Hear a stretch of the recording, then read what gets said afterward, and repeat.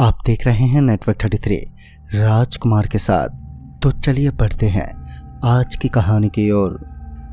दोस्तों, आज की कहानी सुनील की है। सुनील पेशे से एक ट्रक ड्राइवर है। सुनील का काम 24 घंटे चलता था, यानी इनका कोई फिक्स समय नहीं था।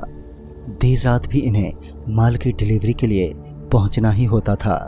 बाकी रात तो ठीक है, पर अमावस की रात एक ऐसी रात जिसने सुनील की बाकी रातों को एकदम से बदल के रख दिया। तो आइए जानते हैं सुनील के नज़रिए से। मेरा नाम सुनील है और मैं राजस्थान का रहने वाला हूँ। यह वाक़या मेरे साथ सन 2014 के नवंबर महीने में घटा था। सच बताऊँ तो इस घटना की असलियत को अगर आज भी अंधेरी रातों में अकेला बैठकर सोचता हूँ तो मैं खौफ से जम जाता हूँ। दरअसल उस समय मैं ट्रक चलाने का काम करता था। देर रात मुझे माल की डिलीवरी करने के लिए एक लंबा सफ़र तय करना पड़ता था। मेरी रोज़मर्रा की ज़िंदगी बस इसी पर टिकी थी। एक शाम मुझे मेरे सेठ का कॉल आया था कि कल सुबह 5 बजे तक जमुआ घाट पर कार्टून में पैक माल को पहुंचाना है। अब जाना तो ज़रूरी ही था और माल की डिलीवरी भी अर्जेंट थी। सेठ की बात ना मानना कितना खतरनाक हो सकता है वो मुझे बताने की ज़रूरत नहीं है। शाम के 6 बजे मैं मेरे सेठ के फैक्ट्री पहुंचा और वहां से ट्रक भरा। शाम 7 बजे मैं अपने घर आ गया और खाना वगैरह करके मुझे 9 बजे के करीब वहां से निकलना था। मेरा घर राजस्थान के दिलबार ज़िले में था, जहां से जमुआ घाट तक का सफ़र लगभग 7-8 घंटे का होगा। मेरे घर में मेरे पिताजी और मेरी माँ और साथ ही मेरी पत्नी रहती थी। उस रात निकलने से पहले उन्होंने मुझे बहुत मना किया, पर उनका कहना था कि अमावस की रात में इस तरह गांव के इलाके से गुजरना उचित नहीं होगा। उनके मुताबिक आज की रात कोई भी मुसीबत मेरे गले पड़ सकती है। मैंने कहा, अरे बापूजी, आप सब चिंता मत करिए। अगर मैं नहीं गया तो मेरे लिए समस्या खड़ी हो जाएगी। आप फिक्र मत करिए, मैं कल शाम तक ठीक ठाक लौट आऊँगा। उन लोगों ने मुझे रोकने की काफ़ी कोशिश की, पर मैंने किसी की एक ना सुनी। मैंने अपने साथ रहने वाले बिलो को भी फ़ोन किया, पर आज उसकी भी तबीयत ज़रा ठीक नहीं थी।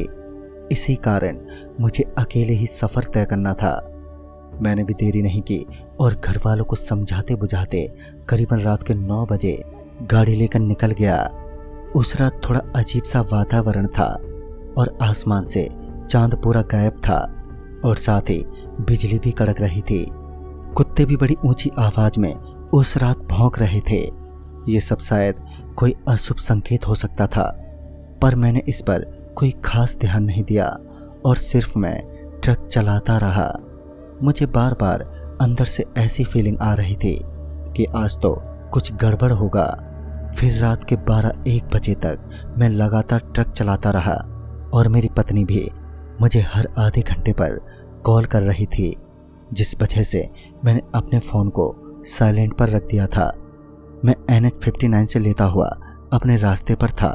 वो रास्ता बहुत सुनसान था, मतलब कि ज़रूरत से ज़्यादा ही शांत। मुझे उस समय ऐसा लग रहा था जैसे पूरे रास्ते पर बस एक मेरी ही गाड़ी दौड़ रही हो। मैं ट्रक को अच्छी खासी रफ्तार पर आगे बढ़ा रहा था कि तभी मैंने देखा कि मेरे से कुछ मीटर आगे एक दुल्हन के लिबास में एक औरत खड़ी हाथ दिखा रही है। उसका संकेत शायद गाड़ी को रोकने का था, पर मैंने पहले भी ऐसा सुना था कि इस तरह कभी भी सुनसान रास्तों या इलाकों पर इस तरह किसी महिला को लिफ्ट नहीं देना चाहिए, वरना लिफ्ट देने वाले के साथ बुरा ही होता है। वो औरत भी एक पुतले समान खड़ी थी, जो मुझे कुछ ठीक नहीं लग रही थी। मुझे वहां से आगे बढ़ते हुए थोड़ा बुरा तो लग रहा था, पर शायद यही सही था। मैं ट्रक लिए अब उस औरत से काफ़ी दूर आ चुका था। मैं एक जगह उतरा और मैं टॉयलेट के लिए झाड़ियों में गया। 5 मिनट बाद जब मैं लौटकर ट्रक के पास आया और फिर जो मैंने देखा तो उसने तो मेरी नसें जमा दी थी। मैंने देखा कि मेरी ड्राइविंग सीट के बगल वाली सीट पर वही दुल्हन की लिबास वाली औरत बैठी हुई है, जिसने मुझे गाड़ी रोकने का इशारा किया था। अब मेरी समझ में ये नहीं आ रहा था कि आखिर इतनी जल्दी और इतनी दूर से ये औरत यहाँ तक कैसे पहुँच गई। इससे भी हैरान करने वाली बात ये थी कि आखिर इस तरह इतने कोहरे अंधेरे में कोई औरत इस तरह सुनसान सड़क पर कैसे हो सकती है। मैं इतना सब सोच ही रहा था कि उस औरत ने चुटकी बजाते हुए मुझे गाड़ी में बैठने का इशारा किया। इससे मेरा ध्यान भी टूट गया और मैं गाड़ी में बैठा और मैं फिर से ट्रक को ठीक ठाक रफ्तार पर चला रहा था। वो औरत बस लगातार मेरी ही तरफ देखे जा रही थी, जो मुझे बड़ा परेशान कर रही थी। इसी परेशानी के कारण मैंने उससे अब पूछ ही लिया था कि आखिर वो मुझे क्यों घूर रही है। जब मैंने उससे पूछा तब उसने कहा, मौत से पहले इस शक्ल को देखने का मजा और सुकून सिर्फ मुझे मिलता है। उसके इस कथन का मतलब मुझे बिल्कुल समझ में नहीं आया। जब मैंने उससे पूछा कि इसका क्या मतलब है, तो उसने कहा, मुझे जिंदा लोग पसंद नहीं हैं। उसकी इस बात पर मुझे हैरानी कम हंसी ज़्यादा छूटी। मैंने हंसते हुए कहा, अच्छा, मतलब आपको जिंदा लोग पसंद नहीं, मतलब आपको मरे हुए लोग पसंद हैं। तो उसने कहा, जी बिल्कुल, और इसका मतलब भी तुम्हें जल्द पता चलेगा। उसके इतना कहने के बाद मेरा मन थोड़ा घबराने लगा। उसकी हर बात और हर व्यवहार में मुझे अजीब लग रहा था। सबसे हैरान कर देने वाला किस्सा अब होने वाला था। गाड़ी चलते चलते ही पीछे वाले चक्के से फटने की आवाज आई। मुझे लगा कि शायद टायर पंचर हो गया है। इसने मेरी सांसों की और रफ्तार बढ़ा दी थी। मैं गाड़ी से उतरा और वैसे तो ट्रक के 2 पहिए जुड़े होते हैं, जिस कारण परेशानी कोई ज़्यादा नहीं थी, पर मैंने इसे अभी ही बदल लेना ठीक समझा क्योंकि सामान का वजन कुछ ज़्यादा ही था। मैं अकेले ही टायर को खोलने लगा। तभी वो औरत नीचे उतरी और तब मैंने देखा कि उसी औरत ने टायर को बड़ी आसानी से अपने हाथों से उठाए ऊपर रख रही है। उसने खुद ही टायर अच्छे से बदला और नया चक्का लगाया, वो भी बड़ी ही जल्दी से। ये मैंने अपनी खुली आंखों से देखा था, जिससे मुझे इन पर बेहद हैरानी हो रही थी। मेरे मन में कई सवाल उठ रहे थे।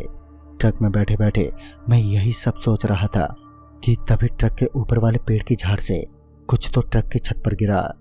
इसने मेरा ध्यान और भटका दिया।